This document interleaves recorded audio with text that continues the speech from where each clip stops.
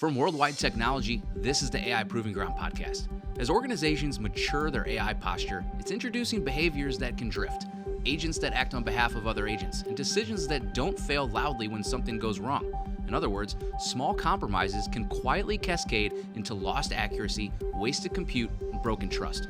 That's why security has become central to the conversation around AI factories, not as a bolt-on, but as part of the infrastructure that allows intelligence to be produced safely, efficiently, and at scale. Cisco's secure AI factory with NVIDIA is grounded in that reality. It's about securing non-deterministic systems, protecting the full lifecycle of models and data, and doing it without stealing performance from the very GPUs driving that value. So on today's episode, we're talking with three experts who see this problem from very different, very practical angles. Istvan Berko leads AI cyber and innovation here at WWT. He spends his time helping large enterprises move AI out of the lab and into production and dealing with what breaks when security wasn't designed in from the start. DJ Sampath is Cisco's Senior Vice President of AI Software and Platforms. He's focused on what it actually takes to secure AI systems end-to-end at the scale enterprises are now demanding. And Ofir Arkin is a Manager and Senior Distinguished Architect for Cybersecurity at NVIDIA. He works at the hardware and platform layer where performance, networking, and security collide, and where small design decisions can have outsized consequences for how AI factories behave. Together, they'll detail where the enterprises are exposed, why traditional approaches are falling short, and what security looks like when AI is no longer experimental. So let's jump in.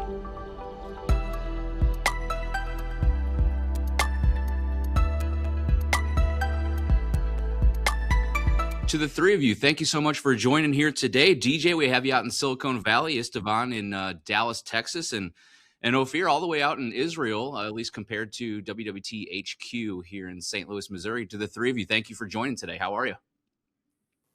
Great, thanks. Thanks for having us. This is super excited to be here and excited to hang out with all of you.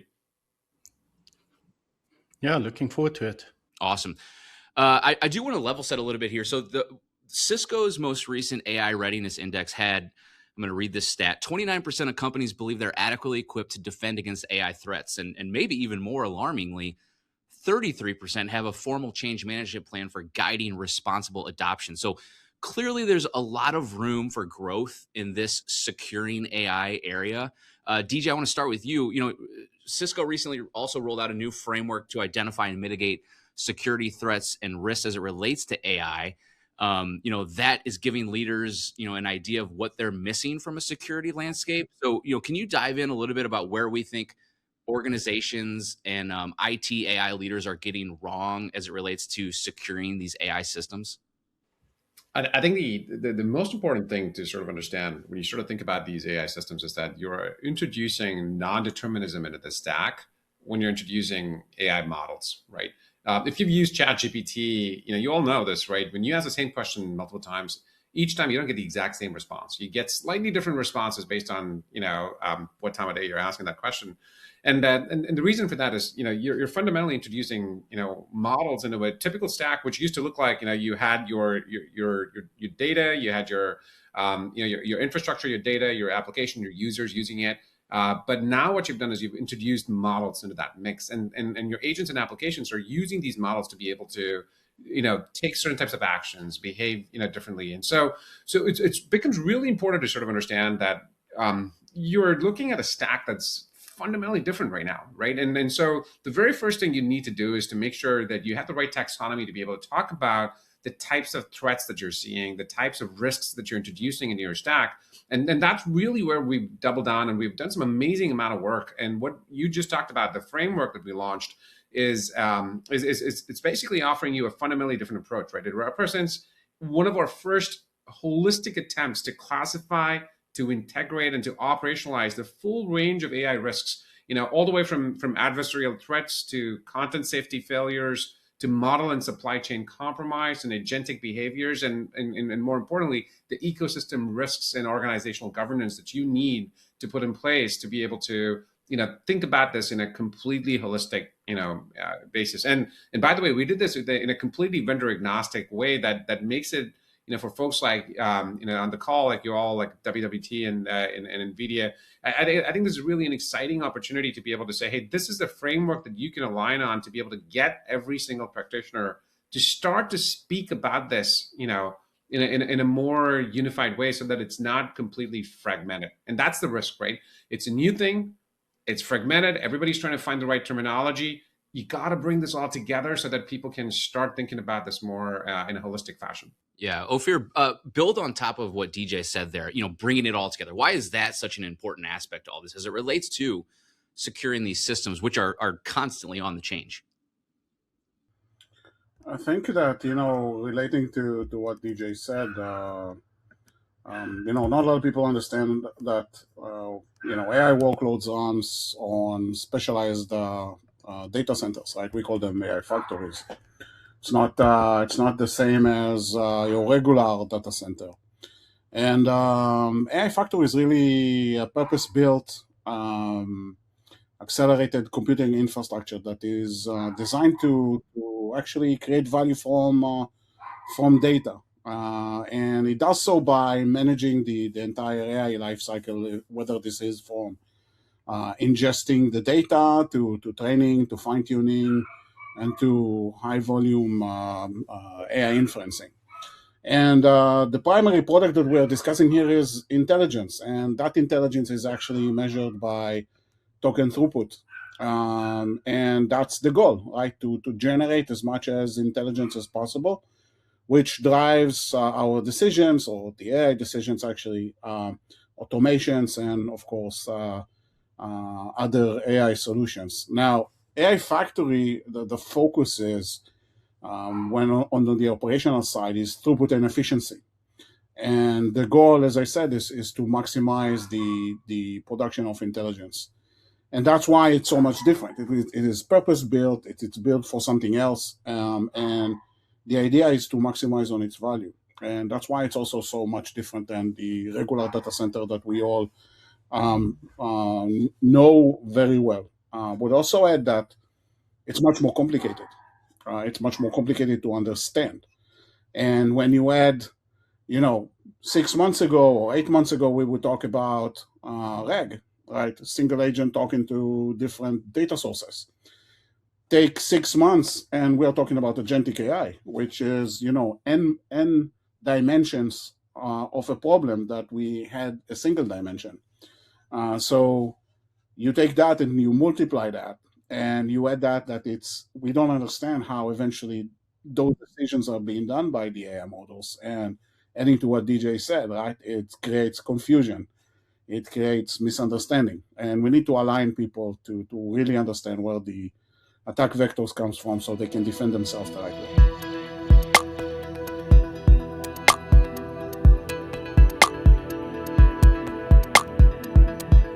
Yeah, Istvan, maybe to close out on kind of this opening segment here with you, how much of a ripple effect is that having? I read a stat that said even just a very tiny issue or breach in a training model, something like 0.001% could have a 30% impact on accuracy for these models. Is that just the state we're in now, that small security issues can balloon into much bigger security issues down the line? Is that a accurate read there? Absolutely. On the training side, right, a lot of these models leverage long-term training, right? So we're talking about spending huge amounts of resources within these data centers over months, right? Taking all that information, training it. If some attacker can get into that and poison that data set, manipulate some of those training pipelines, then it's not only that your outcome has been essentially tainted, it's also that you've lost a huge amount of compute over time, right? And that has direct translation to the cost and the ROI that you're going to get back from that infrastructure. And as DJ was saying as well, and Ofir, with the agentic growth, and as a year back, people were talking about it, but it wasn't really implemented in practice very often, right? But the growth is essentially about the same if you look on a linear graph between the standard GPT adoption versus agentic adoption, but you've got 10 times, 20 times the potential attack surface, because now it's not just one model, it's models talking to other models. So you've got embedded models behind one another. You still need visibility of that because, as DJ also said, they're non-deterministic. So you need to be able to understand how that could affect your entire AI pipeline. Then you have to have visibility into the MCP and agent-to-agent protocols. You need to understand how the tools are being used by these. So observability as well becomes extremely important to be able to get a holistic view of your AI infrastructure in this agentic architectures, right? Just to add to that, if I may, sometimes the attacks are very subtle, so you may only see their effect downstream, and it's not that trivial to understand what have happened in some cases, and you need to have the ability to identify those subtle things that happen downstream, so you can correlate them back to something else that have happened someplace else. Now, if you have multiple agents, there's always the effect one agent might have over the other.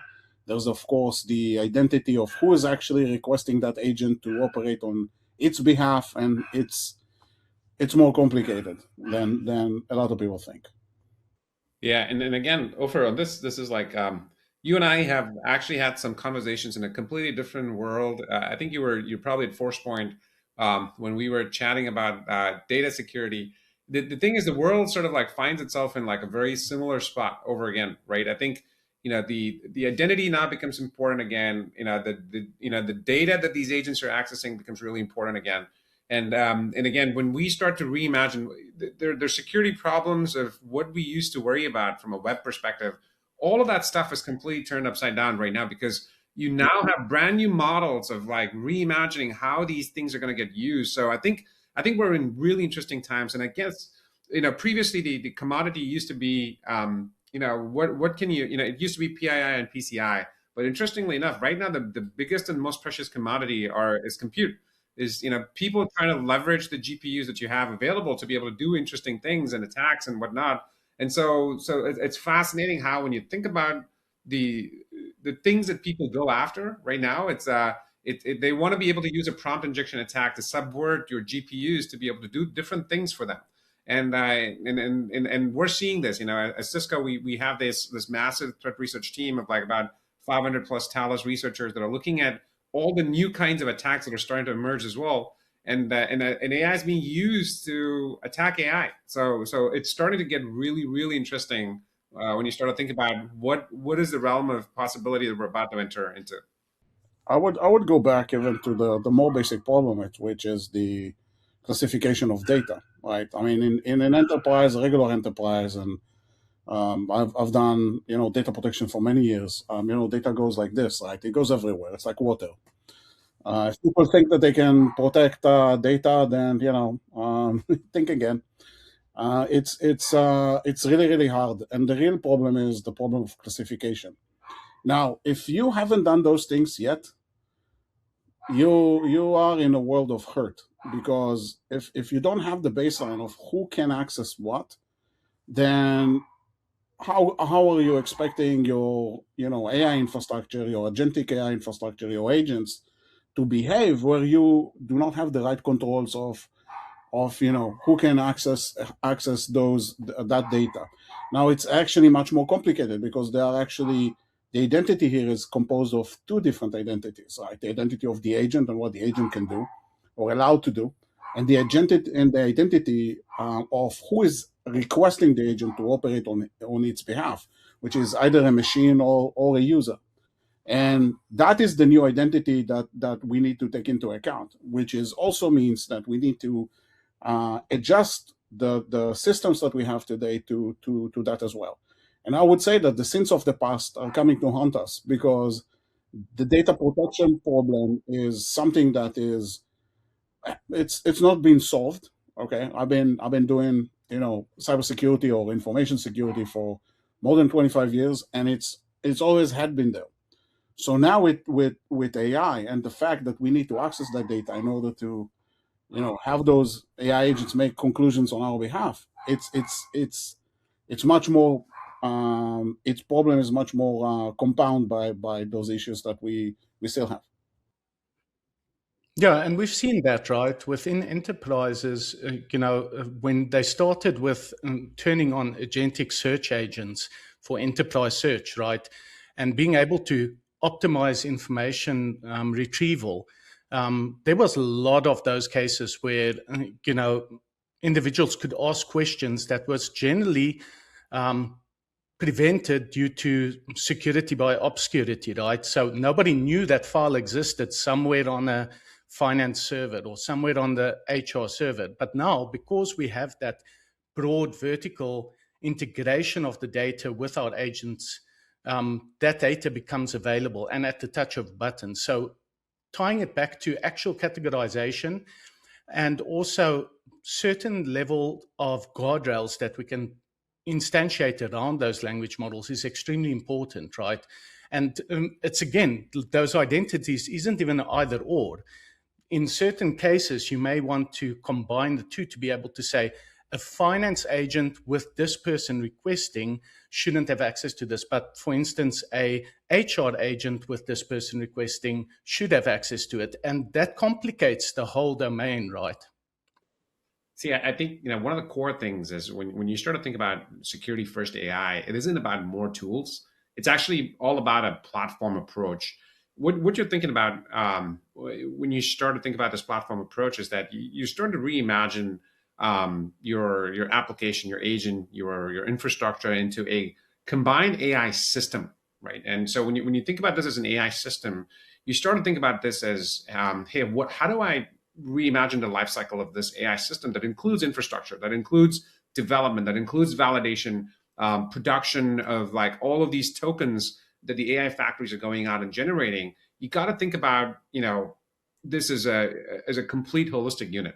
So with Secure AI Factory, security isn't just a feature that you add to your AI application or your agent. It's essentially the fabric that lets you scale the token generation capability about the intelligence that's coming out of your factory, pretty much across all of your layers. And so you also have to make sure that each one of these capabilities sort of reinforce each other, right? So when you think about from a model perspective, you have to make sure that your models are appropriately validated. What do I mean by this? Model validation is essentially making sure that these models don't have vulnerabilities inside of them, right? So you're developing techniques to be able to algorithmically red team and test these models to make sure there are no vulnerabilities. So then once you understand what those gaps are, because no models are going to be perfect, and it's also really important to know that there are no CVEs established for models. These have billions, if not trillions of parameters. So it's not easy to be able to say, hey, exactly, this is the vulnerability that you got to go fix, or you got to patch this thing or remove this, in a package. It is now in a very interesting spot where once you understand what gaps exist using algorithmic red teaming or validation, you then build your right types of guardrails that you could go out and enforce to be able to make sure that your AI system is protected, end to end. And so this was a core thesis that we had when we said, listen, everybody's going to need an AI factory. There's no two ways about that. But then the question becomes, do they, is a customer or an enterprise going to think about purchasing an insecure or not so secure AI factory or a secure AI factory? And the answer is obvious, right? They want a secure AI factory, and it becomes really important to provide to them a full capability, a full stack approach where you're thinking about model validation, you're thinking about discovery of those assets, you're thinking about guardrails, you're thinking about understanding the discovery of MCP servers, the tools, the resources that they're accessing, and most importantly, communication between multiple agents, whether it's agents talking to other agents talking to tools. You got to be able to protect the entire life cycle. And that's really the approach that we've taken at Cisco. Yeah, Istvan, build on that. It's clearly not a tools issue, as DJ mentions, and it's something where a platform is going to be able to help organizations scale. We're seeing a lot of this type of work in the AI proving ground, the namesake of this podcast. How are we seeing that actually play out in the real world? What types of benefits is that platform, that secure platform approach, providing? Yeah, I think one of the interesting things is that if we look at how AI's matured over the past 5 years, right? Initially, it was foundation language models out in the internet that people could go and access. Then we started running them locally, and that was in many cases R&D teams. It was innovators. It was the financial team that wanted to look for new fraud models. It was the data science team that wanted to figure out how we leverage this on our genomics data or something like that. And it was very easy to protect that, because essentially what you did is you segmented it off. You gave the 200 or 500 researchers access to that cluster, and that's where it worked. But over the past 1.5 to 2 years, more and more expectations from the boards, from the executives of organizations is driving that we need to make AI part of our production. It needs to start realizing ROI, not only in research, but also in our daily productivity, in our integration and automation strategies, and even in our customer support, right? We see a lot of these general chatbots in support, but making these more and more technically savvy, better engaging with customers, etc. So being able to pivot from that R&D environment that was very nicely segmented and had a moat around it to production, now suddenly there's huge amounts of integrations. So when we looked at taking some of those R&D systems in some of our customers and moving them into production, it was very difficult because they did not think about the security effects of actually implementing these into production application, production workloads, etc. And then it came on layering security on top, which slowed down the implementation and adoption, because now suddenly we can't just interact with the language models. We have to wait for guardrail platforms to be installed. We need gateways to be installed. We need to segment the network properly so that these workloads can actually get access to these models.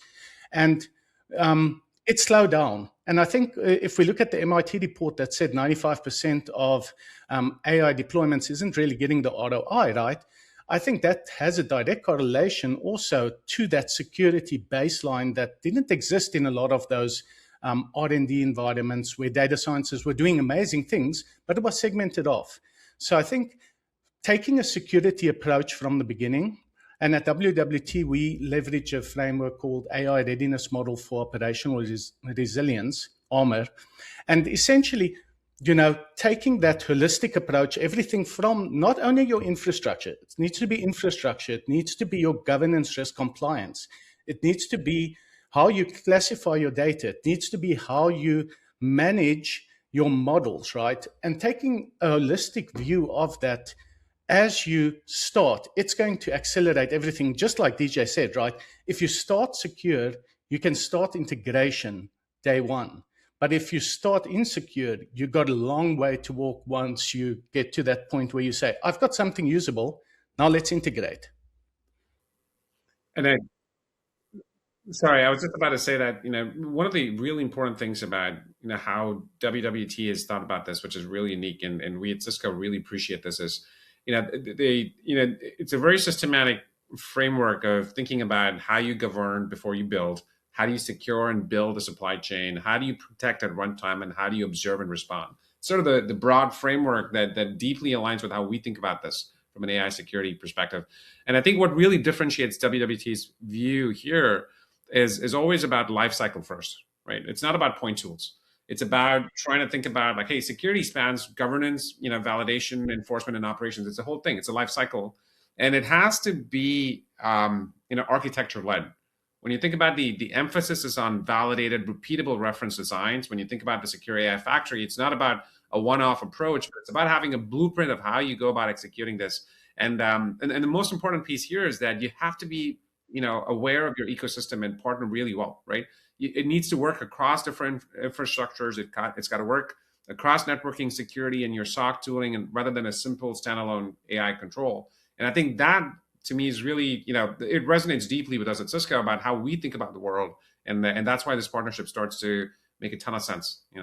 Yeah, and I think very important there is also, you could use traditional security controls quite effectively to segment these models and these systems out of your main network. But once you start bringing security controls into your AI factory, into your models, they need to be applied in a far more robust way so that they can scale. Because you can secure a single machine with 8 GPUs, that's no problem. But we're talking about NVIDIA and Cisco stacks that are, data center size, right? So you need to understand you're not going to have a, per stack 70 terabits per second firewall. You need to think about that differently and, drive down that risk, leveraging the capabilities of things like DPUs and, a software stack that's distributed and has that ability to scale. This episode is supported by Rubrik. Rubrik offers data management solutions that simplify backup, recovery, and cloud mobility for your enterprise. Ensure data availability and compliance with Rubrik's unified platform. You can build on top of that, but I mean, of course, security needs to be baked in every level here. Exactly. I want to get your perspective just on Bluefield 4. Is the idea there that that security is also working and being implemented even like below the AI itself? So even with Bluefield 3, with our current AI nodes and the current AI factories, we basically bake security in the infrastructure itself, meaning that you can take your next-gen firewall and implement it on the Bluefield card, which runs isolated from the host in its own trust domain, and basically apply the rules there and not allowing whoever is in control of the host to temper with the way that those policies are being applied. So here you go, you have micro-segmentation into the AI cluster done. You can also, of course, integrate some guardrails into that. You can into that firewall. You can, when looking into inferencing, you can send some of that decision making through the out-of-band port of that DPU to GPU-powered servers that will run other modules that will let you know if there is an attack happening. And of course, you can integrate with Docker Argus. Docker is our software development framework for the Bluefield cards. Docker Argus is our real-time workload threat detection, where we provide real-time host introspection, hardware to hardware, memory to memory, without having any performance impacts over CPU or GPU, with zero integration in software to the host other than our driver. And we provide the situational awareness about what's going on with those AI workloads. So this is, these are like 3 different examples of what you can do today with Bluefield 3s. Bluefield 4s, for those who are unaware, are 6 times the CPU power of the Bluefield 3s, so you can run even more things. We have some wild ideas that we are already starting to test. And these allow you to still have the best performance possible, because you are now running some security capabilities inside a complete different compute that happens to be on the same host, happens to run on a separate compute, but eventually it frees up the CPU and the GPU to do what they need to do, and it is to generate as much as tokens as possible. There is a real value here, and that had been demonstrated by some of our partners. It's not just a security effect. It's also the fact that you also control networking at the same time, right? So you control networking and security, and those are usually the most demanding applications that you have when they are running on a regular host. So running those features and capabilities on the DPUs allow you to basically generate as much as tokens as you can, fully utilizing the hardware. No, absolutely. Istvan, I think, but correct me if I'm wrong here, we try to operationalize this and kind of everything we've talked about through our AI readiness model for operational resilience, which, because everything deserves a great acronym, we call ARMOR. Walk me through ARMOR and how that's weaving into the conversation that we've had thus far. Yeah, as I entered a little earlier, right, when we were in the original conversations with a number of our partners, NVIDIA, Cisco, number of others as well. Similar to what Cisco did with their framework, right? We saw the opportunity of saying, let's have a look at where we need to define the known unknowns and the unknown unknowns, because a lot of our customers were coming to us and saying, we're building out these large-scale data centers with AI compute, but we don't know how we're going to actually implement the security controls. Do we just leverage traditional firewalls? Do we still load agents onto the endpoints? So being able to break it out into 6 domains with the overarching domain of cyber resilience, right? We really look at each stage of that and facet of that AI workload that you're going to be building, whether it's hosted, on-premise, and we're seeing many customers also taking a hybrid approach, right? Because you want, as we're moving workloads onto these AI compute platforms, there's going to be a lot of critical workflows that's going to be running on that. So you need a resiliency in your architecture, because the kind of thing I always say is there's very few times that 1,000 people in your company might become sick on the same day, right? But if your AI supercomputer cluster becomes unavailable, it's going to be equivalent to that, right? So making sure that you've got a proper hybrid design with the resiliency minded, right?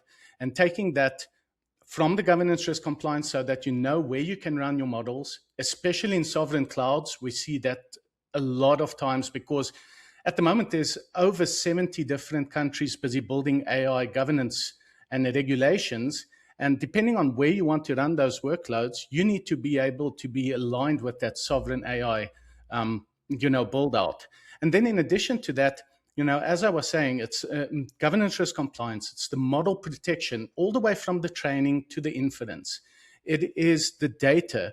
It's your infrastructure, everything from your identity to your, controls layer, like Ofir was saying about the DPUs, right? We see that even expanding beyond AI by itself. And then your security operations, right? These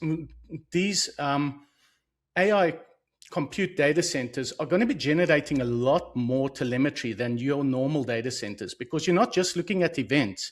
You have to look at the performance, the operational capabilities of those hosts, making sure that they're actually running at that 99% that you want them running, right?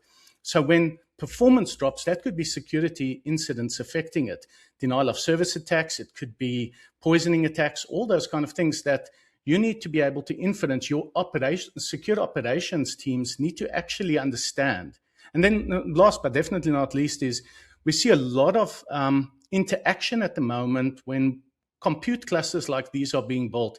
There's generally software development associated with it, right? People are building out new applications, they're integrating. So making sure that you're taking a responsible approach to that secure development as you're actually integrating into your AI data centers.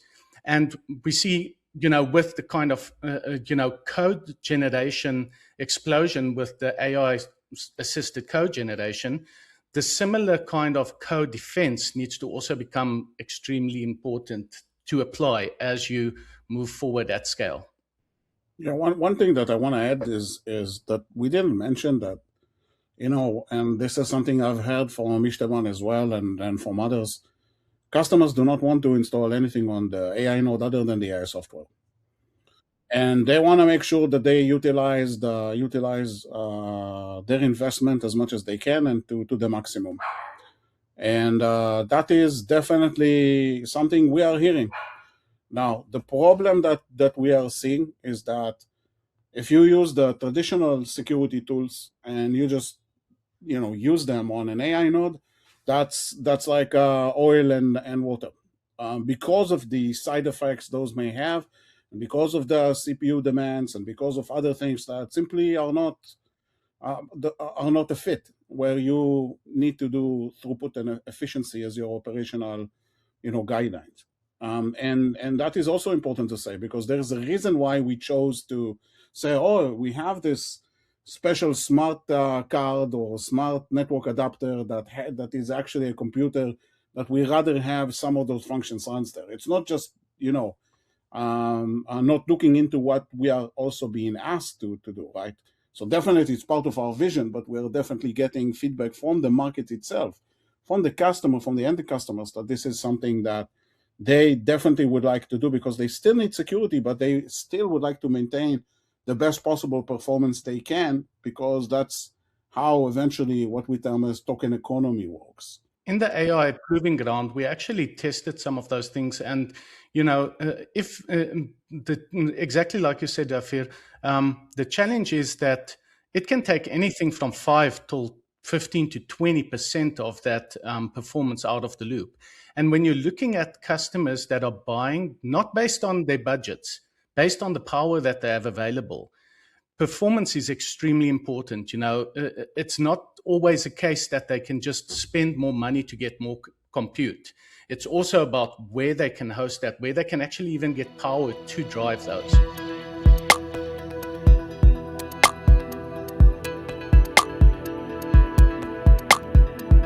Yeah, DJ, I want to get your perspective on this, because we covered a lot just in the last couple minutes. We talked about Bluefield 3 and 4. We talked about WWT's Armor framework. We're talking about market realities. We're talking about performance. Tether us a little bit to kind of the root of the conversation that we're having today around Cisco's secure AI factory. What does all this mean in comparison to what Cisco is doing with that solution? Right. So here's the thing, right? I think, to Ofir's point about optimizing, the security solutions to the hardware that you have available, I think it's really important to understand that you have to be aware, like there are SDKs and frameworks that NVIDIA is releasing that makes it easy to be able to run some of these things more efficiently and effectively on top of the compute that they provide, on top of these Bluefield chips. And at the Paris GTC, you probably heard Jensen talk about how AI Defense, Cisco AI Defense, is now NIMS ready. It's available as part of the NVIDIA's microservices, spectrum of capabilities, where we're basically saying, hey, listen, we're going to implement these things seamlessly, where you can bring Cisco AI Defense up as the NIMS microservices. You can have the guardrails service run here, and we're constantly optimizing these based off of the SDK that whether it's Morpheus or whatever the latest name that NVIDIA has for it, on the SDK side, because it's constantly evolving, right? They're also moving at the pace with which the agents are moving, making sure that we're using those SDKs that leverage the libraries, that these devices export. It becomes really important. And I think that's where you get that efficiency. That's where you start to have those meaningful conversations with the customers, where you say, hey, you're going to get the bang for the buck in terms of what you bought from your AI needs. But at the same time, you got to be able to make sure that security is running, at the edge where it's supposed to run, right? Now, the key thing from a sovereign cloud perspective, on the topic of how sovereign, clouds are being set up, and how lots and lots of projects are being spun up inside, Cisco has a very clear point of view. We announced our ability to sort of support these sovereign build-outs in a meaningful way. And more specifically, with respect to AI Defense, we built this architecture in such a way that you have the ability to deploy this in a hybrid fashion, where you can keep that data path, close to where you need it to be, whether it is inside of your, your AI factory, inside of, specifically across your own colos, your local data center, or even for certain projects, you might need to, have some of these, deployed inside of a VPC, because nobody has like a pure, single AI factory. These AI factories are being split across hyperscalers, neoclouds, sovereign environments in your own enterprise. So the ability to sort of have a hybrid deployment with a single control plane that can sit inside of your sovereign, point of presence. It can be inside of your sovereign cloud, pick your geo. It's within that geo boundary. But being able to then have a data plane cut across the board makes it extremely simple for a security operations person to be able to say, okay, I now have like a full view of all of my entire security deployments for AI security, and I can look at it from a single place. And all of these things are optimized for the GPUs that you have deployed. I think it makes a huge difference. I think the optimization is huge, right? I think one of the important things, similar to the kind of DGX platforms that NVIDIA builds, what's great about the Cisco, Secured AI Factory is that you optimize across all the layers.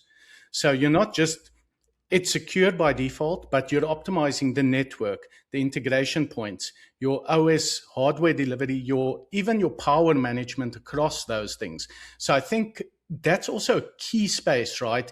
You know what to expect when your Secured AI Factory actually is delivered at your doorstep.